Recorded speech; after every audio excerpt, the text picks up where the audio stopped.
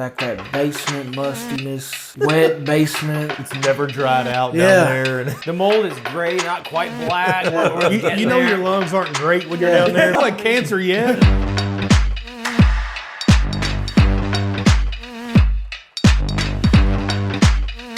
Welcome back. We are Arsenic Culture. I am Jason. I am Matthew. I'm Drew. Jordon. And today... I love the casuals like, Jody B. And today we have a bourbon review of Wild Turkey, Master's Keep, Beacon. Let's do a quick shot? No, let's do a long shot. Long shot. Let's draw this out a little bit, Jason. So actually, we reviewed this one on one of our shows. We actually tried this one before, like a couple weeks back. Yeah. But I think it's worth a show of its own. Okay. I mean, I think the dedicated response was positive. We'll go ahead and say that out in the open, but I would like to dive into it a little bit more. Yes, sir. So, Wild Turkey, probably when people ask me what's my favorite bourbon, I go two things. I go Wild Turkey and Four Roses. Now, again, I can't pick that. I want everything, right? I want all the special releases and single barrels and all that. But if it's an everyday drinker, I love Wild Turkey 101. I love Four Roses, some of their small batch, that select, the single barrels, all that stuff. So good, I enjoy it. Let's go for this one, though. So, the Master's Keep is like their special release series. It's their limited edition. It's not done on any kind of schedule that I can tell. Do you know of any schedule, Jordan? Probably when they want to make a big fourth quarter run. It's probably the scheduled release. That's a good point. These aren't cheap. So MSRP on this one's $3.25. So $3.25. Yeah, I mean, so Campari is their parent company. That's who sets the prices. Let's go ahead and say that. I've actually got to meet the Russells several times. You said Campari like it's some guy's name, like Old Ken Perry. Oh no, Old Campari. That's a venture capitalist kind of group. Exactly. You know, like very much is. Yeah, they're counting pennies on the corn recipe. You know? But Wild Turkey themselves really don't set the price on this one. Campari would. So this is the 11th overall release in the series. A strong rumor is this the last release in the series. Really? It is. This is the highest proof released at 118 proof. Okay. MSRP, we talk $3.25. Smells so good. Secondary is roughly $4.50. Honestly, seems cheap compared to the hype I've heard. This is getting a lot of whiskey of the year talk. Well, so, and that's a narrow range from MSRP to secondary being that tight. Which tells you Campari's doing their job, right? They're trying to meet that probably secondary. Yeah. I think a lot of your distilleries are doing that. They're trying to price their products to meet that, so where there's not so much of a margin. Right. It smells sweet. Yeah. And I'm getting like a very light floral note. Yeah, that's good. Is I'm getting air freshener or the like chamomile? I'm getting like sweet, like peanut butter, Okay. like Skippy. Damn. You went Skippy. Yeah. Oh, It's wow. like a smooth peanut butter. Wow. I'm naming names. Yeah. Is I it didn't know he was going to go crunchy or smooth. That's what I was going to say. Is it crunchy He or went smooth? real smooth. So this is a blend of 10-year-old bourbon and 16-year-old bourbon. This is the only Master's Keep with two signatures on it. So you have the signature of the Master Distiller, Eddie, and then the Associate Master Blender, Bruce, which is the youngest of the Russells. But even though his title says Associate Master Blender, he's coming up. I mean, he's going to be the man soon, you know. Yeah. The 16-year-old bourbon was selected by Eddie, produced at the former Wild Turkey Distillery before they expanded. And then the 10-year distillate was by Bruce under supervision of Jimmy in 2015. So that new distillery, it's built out there. It was actually developed in 2011. And the last time I was there, they're in the process of actually expanding the campus. Yeah, this smells so good, honestly. Like, why don't they make air fresheners out of it? Like, you could. I think they make candles that are similar, but they still they don't capture like. Yeah, I mean. Yeah, Blanton's candles, right? You seen those? Like $50, $60? Yeah. Yeah, I mean, like Wild Turkey could, if you could package this in, I mean, think about that. Oh, yeah. Over like the fall, winter, it's a really nice aroma. For sure. Now, while we're sipping that, I'm going to step out for a second and grab a couple glasses. We're going to try something else too. Okay. While he's doing that, we're going to give a shout out to our sponsor, Never Say Die Bourbon. These guys are aged at sea for a portion. Jordan, keep stealing the focus. I got to put the bottle in front of your face. Put my hands right behind it, so we'll just keep it very close. Always a good pour, though. You can find it at a liquor store near you. Thank you, Never Say Die. I want to talk about this, but he's away. I think this is one of those. I think this is one of those occasions where price meets quality, right? Man, see. So okay, let's go ahead and do it. I'm okay. Go ahead. You say yours. $320. Is that what he said? $320. $325. It's $325. I think it's actually. Hey, your mic is still hot, so feel free to talk. I think it's actually 300, but Still, okay. So 300, like that is still a lot for me. And I'm not just talking about bourbon. I'm talking about any beverage. You give me the nicest bottle of wine, and it's like $10,000. I'd still be like, fuck, I wouldn't pay $300 for that bottle. You know what I mean? I think this is like, just smelling this bourbon. It's like, fantastic. It just takes, this is great. Oh man, I'm in another place when I. Very, very few situations where would I be like I would pay $200 for a bottle, and I would pay $200 for this bottle. I still think $300 for anything in my mind, as great as it can be, is still just. I just don't think a beverage is worth that. As good as it can be. Well, I mean, to be honest with you, it's a hard pill to swallow. When you look at how the prices, MSRP, not talking secondary, have raised so much, I think we're at the cap. I mean, there's not much more to go.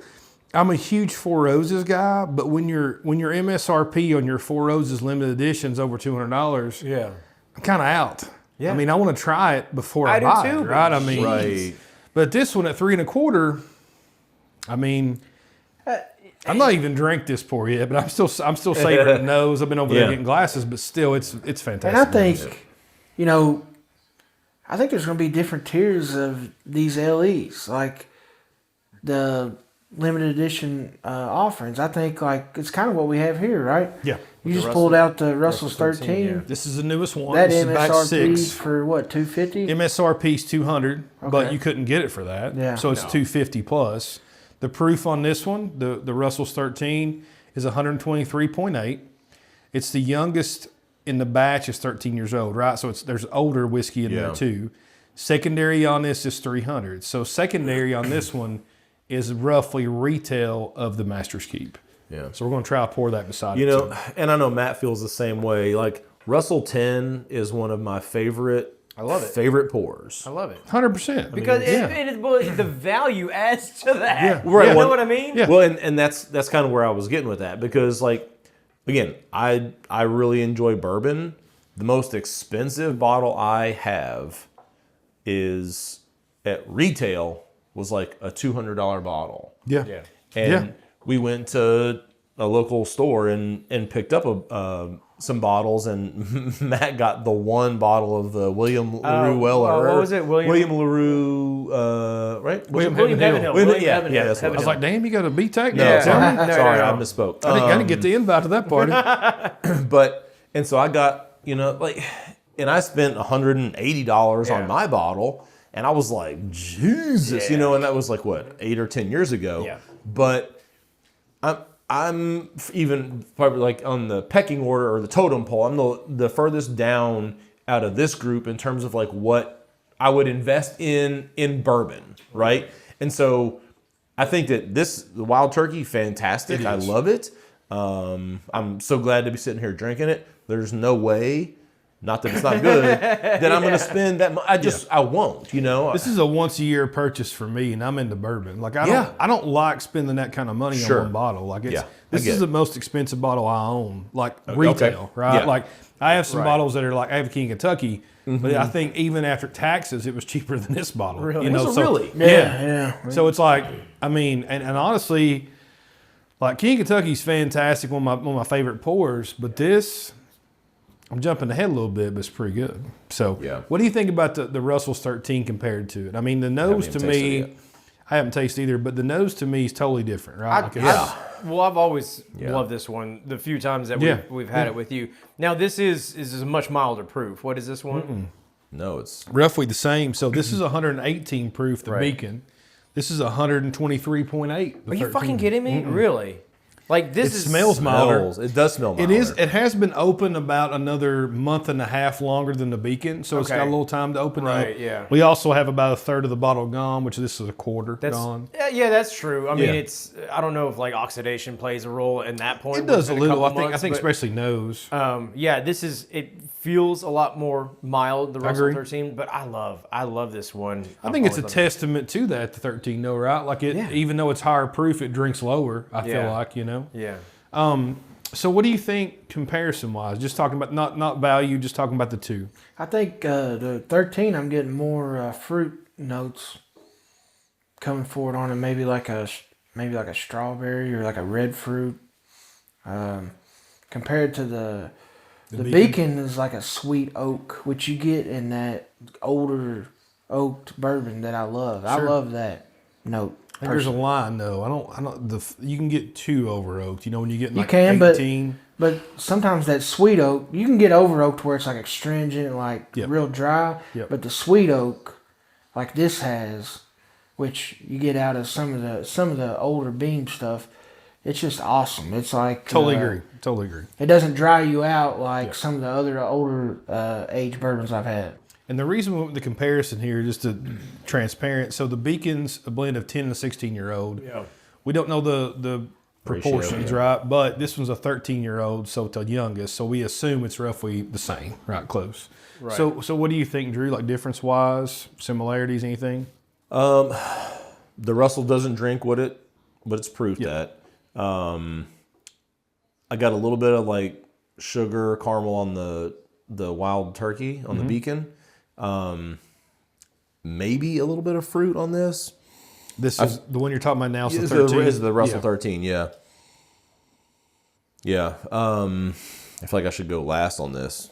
I feel like you're jumping. You just happen to sit to the left of Jordon. So Yeah. Right. I don't. We need to deal the opposite direction. I'm not getting fruit on there. I'm not saying. I know sometimes you will pick out some nuances and stuff in there. I'm getting a Jordan something. Jordan probably picks out the best flavors anybody drink with. Yeah. Like no joke. It is true. But there's no wrong answer. There's 100%. There's no like wrong everybody answer. has Like different. you're saying, like you're the novice. You're not. Yeah. I mean, again, You get what you get. we want to have people like get that feeling like we're not trying to be pretentious with this, right? Like we're being honest. Yeah. So with the Russell 13, I get something a little more decadent, like borderline chocolate, maybe Desserty like almost. Yeah, like I get, and I wouldn't say go far as pastry, but it is something like more like decadent and sweet. Something borderlining chocolate. So interesting, like you say that. So the tasty notes for the Master's Keep Beacon: vanilla bean, cherry, toffee, red apple leather, honey. Red apple leather or red apple and leather? I try to go quick. Now, I would like to try a red apple leather. I would be in for that. Can I eat some red apple leather? That'd be great. I got a belt on. It's weird. I think that's like what they call a fruit roll-up. Yeah. Like Okay. fruit leather. Yeah. You know, I makes sense. actually thought I'm going to cut you off, Jordan. I actually tasted a little bit of red apple there, which astonished me. Then when you said that, I was like, just dumb luck, you know? Seriously though, yeah. Yeah. And then the last couple ones, warm spices, cinnamon, they said specifically, and then candied citrus peel, which I don't know that I've ever thought about, but okay, maybe. Yeah. But to me, on the nose, I think the 13 has more of a nuttiness, more of a full flavor in the nose. Yep, I agree it with could that. just be that it's been open longer. Yeah. But I love the nose on the Beacon too. Now, taste wise, I think the Beacon has more depth. It is a little hotter to me. Like the proof comes out. And maybe again that comes down to the time. It's still really good. Like I'm not. It's not too hot. It's just a Beacon, little hotter than that. Beacon one. has that oak funk that Yeah. I kind of like when I try to talk about that with somebody like that don't know what I'm talking about. It's like that basement mustiness, like wet basement, like If you're a turkey It's never head, dried out down there. And it's like cold. Yeah. The mold is gray, not quite black. you know your lungs aren't great when you're down there, but it's okay. But it's like cancer yet. But I still got 4 good years. yeah. it's got that sweet and sour funk that turkey's known. That's turkey. For, Like if you're a turkey head, that's what they call us. Like what they call the turkey fans like me. Yeah. But you know what that old funk is, right? Like that's what Beacon is. One of the knocks people had against the 13 this year is it doesn't have that funk, and it doesn't. No. But it's still a really good pour. Still great pour. So it's different. So the Beacon is traditional turkey funk.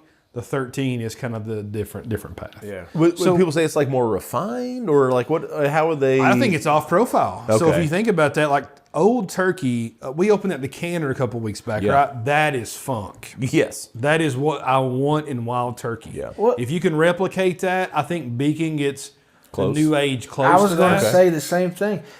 You could tell me That's the this right guy, answer, this Jordon. guy, this guy, Fist bump. Look here. this guy poured out of one of those decanters, and I would have said, Damn. yeah. I mean, I would have said this tastes like it might have came it's from believable. from That's right. yesteryear That's right. bourbon. That's right. You know? So looking at this, so retail wise, 3 1/4. We're talking about the Beacon right now. Would you buy at 3 1/4, Jordan? Yeah, What about secondary at $4.50? yeah. Wow. Okay. I mean, I would. All right. There's no wrong answer, Matt. No. Damn it. Oh, No. you know No, my I mean- answer. Drew. Yeah. 325. Would you buy Beacon? Yeah, I'm a no on. Okay. I'm a no on obviously on both of them. What would be, talking about that, what would be your top price point you think for that? Well, again, given the fact that the most expensive bourbon I have is an 11-year Old Fitz, in the decanter, that's a yeah, solid BIB, pour. yeah. I would if you said, hey, this is $200 and they've got 2 bottles of it and there's a drawing, I'm gonna go try Okay. to get it. Okay. That's fair. But that's again, that's where my cap is for just about Yeah. everything. In reality, in my mind, I'm like $10 a year. I've had that thought process for a long time. Yeah. So when you look at aged bourbon, if it's a 10-year-old bourbon, it's Yeah. at least 100. In my mind. Sure, So yeah. I get that. Matt, what about you? I said it earlier. 200 is my max. Okay, okay. And I think it's fantastic. But like, you give me a $10,000 bottle of wine, and I'm still gonna be like, I would Yeah. pay $300 for that. Yeah, like a Chateau Lafite Rothschild, Right. 79, And I'm whatever. sure it's fantastic. Yeah. But there ain't no fucking way it's worth $10,000, much Yeah. less 400. I'd agree or with that 300. part, and I've never had it, but Right. Exactly. So for me, MSRP at 3 1/4, while it is steep, I would buy it. I would buy multiple at that price. Is that and because- I don't spend. This is my most expensive bottle of bourbon. Is that because you're a turkey head? Love turkey, love turkey. But with that price, I want to try it before I buy it. Well, and I think you should be able to. I got this. yeah, steal it, right? right? Yeah. I got this at Costco, which is the cheapest you're going to find it. Right. So again, I mean, my MSRP, I paid MSRP. A lot of stores around town, you're looking $350 plus to even get this bottle, or using your points from like a membership kind yeah. of thing. And kind of, we were talking about this before Drew and Matt came over. I'm kind of doing like an equivalent of some of the current releases I'm seeing on the market. I'm seeing 12-year-old distillate for $350, and then this is a blend of 16 and 10, masterfully done. So I don't care to pay $300 for that, knowing that I see other new releases that people are really excited about for $350. Because I see what you're saying, but I there's- can't there's compare a- that. I can't compare those two things because Well, there's a I don't value even see there. value in the 12-year 300. Yeah. I think I that's don't see- yeah. I think There's- that's over. There's a value in that perspective. I get that. Yeah, and I'm going to absolutely. pay it anyway, but my perspective is they're way overpriced on both. Yeah. That's Like exactly this, what I'm saying. This bottle should be, in my mind, retail should be $200 to $250 tops. I understand they can get they could probably get $400 for it, but it'd sell out. And I can tell you this: after tasting this, if they did another year, which they Yeah. say they're not going to, if they did another one, Yet, now I'm in the market. yeah, right. You're- 250. But honestly, for me, Maybe I'll even know. at $450, I would buy a bottle, and that's big for me to say. Like I'm not one to go full secondary on something. Yeah. I probably have 3 bottles downstairs that I pay full secondary on. This would be one. Honestly, I think at $450, it's still kind of a value, and I hate to say that. Yeah. Like that's still a value to me, because you look at older bottles of turkey, like Jordan said, just remind him of. If I bought one for my birth year, I'm looking at $1,000. This is damn close to a birth year bottle. Like I mean, the way it tastes. And knowing this will never be made again, Yeah, it's huge. Jordan, don't say that. Make it again. So one thing they've said, Mr. Russell, make it again. but one next thing they've done though is they've said this is the last of the Masters Keep series, so the box. But They have done some boxes that aren't Master's Keep. Oh, yeah. They're like, so I could see them doing something my like friends, that. is called marketing. That's And right. next year, return of cheesy gold foil turkey. Next year. You call that right. We're in. Me and you's going to be down there at 4 a.m. 3 days before it opens. We're going to camp out, Jordan, me and you. Yeah, if Turkey wants to start a membership, We're in. I'll gladly We're pay in. just to get bottles. So let's do a rating. So 1 to 5, 0.25 increments. You can take price consideration. That's fine. Jordan, what would you rate the Beacon? The Beacon, I'm still at a 5 out of 5 for me personally, because there's not a lot of bourbons, current release bourbons that I try, and I'm like, damn, Yeah. you know. Totally and, get and it. this does that for me. So what about the 13, the Russell's 13? 13, This is I your second time I having it. actually like it better the second time around, but I'm still at maybe a 4. 4 out of 5 on the 13. That's fair. Okay. Drew? I'm a 4.5 on the Beacon. Okay. That's a good And rate. I'm a 4.25 on the Russell 13. All right. Matt, what do you think? I'm a 4.5 on the Beacon, and the knock is the price. Yeah. Like Yeah. if Yeah. if it was down to like even $2.50 at that point, like I might be closing in on 4.75 or higher. But Sure. I'm 4.5. It is a fantastic fucking pour. The Russells, I do love that one. First time having bourbon, Jordan. Beers don't count. That's good. Yeah. The Russell, honestly, it's a different pour. It really is, but I mean, it hits a lot of check marks that I like. Yep. Like I'm gonna go 4.5 on that one too. All right. So I'm going to go on the 13.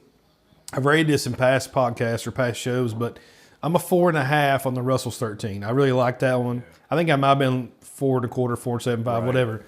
The Beacon, I'm leaning Jordan's number to 5. One thing I'll say about this, I'm going to give it a 4.75, but I want to qualify our ratings here. Just because we say something to 5 does not mean no other product can have that rating. Correct. So there can be multiple products that we rate that have a 5, right? Right. I think some shows, some reviewers think 5's never obtainable. Like there's always improvement. The highest I would ever rate something's a 4.5. Well, that's not what we do. No. So I'm a 4.75 on this one. Although I could be really easily convinced it's a 5. Yeah. Fantastic for me. Yeah. Now, if that Beacon was open as long as that Russell's Reserve, you I would think really that be might. interested to see. I'd be interested to see like does Yeah. it push it over the Honestly, over the hump? I think it'd even get better. 5.25. Yeah. Yeah, well, I went 4.75 for that reason. I was thinking. I think you it's know, already like, I think it's like appropriately proofed. I think it's like super, like just, I don't know how much more this will open up. That one still drinks, the Russell's 13 still drinks a little bit hot to me. Were you kidding me? See that thing? I think it's the opposite. I could chug that whole bottle right now. Yeah. But I could do that. I could do that with the Beacon. Jason, hand it to me. Yeah. We need a funnel, first off. We need 4 funnels. But me and Jordan's the one sitting next to the bottle, so you all are out. We're going to just Russian roulette, just take them around. Well, I think the cool thing about kind of what you said is like it's masterfully. Would you say it's masterfully Proof. Proof? Blended. Yeah, proofed. That's the one thing I think the Russells do. I mean, maybe better than anybody else. Is like they're kind of spot on with how they do it. They Well, I've do a said really good before, job with I did a tour there a long time ago. I've done a few tours at Wild Turkey, but it was Bruce, who's now the whatever his title is. Yeah. He's essentially going to be the man at Wild Turkey. But he led our tour group. So going through there and just the pride that he had even at that young age, I think he was like between 21, 24, somewhere through there. Just to see that, though, was like all the pride they take in that. And then Jimmy being the master distiller, working at Wild Turkey for over 70 years. Like, where the hell are you going to see that? And the dude's palate's still kicking. You know, the kicking chicken, right? Yeah. So, I mean, kind of crazy. If you all have had this one, let us know what you think. So there's 2, Russell's 13 and Wild Turkey Beacon. Appreciate you tuning in. For more Arsenic Culture, please like, follow, subscribe on all the social medias at Arsenic Culture. We'll see you next time.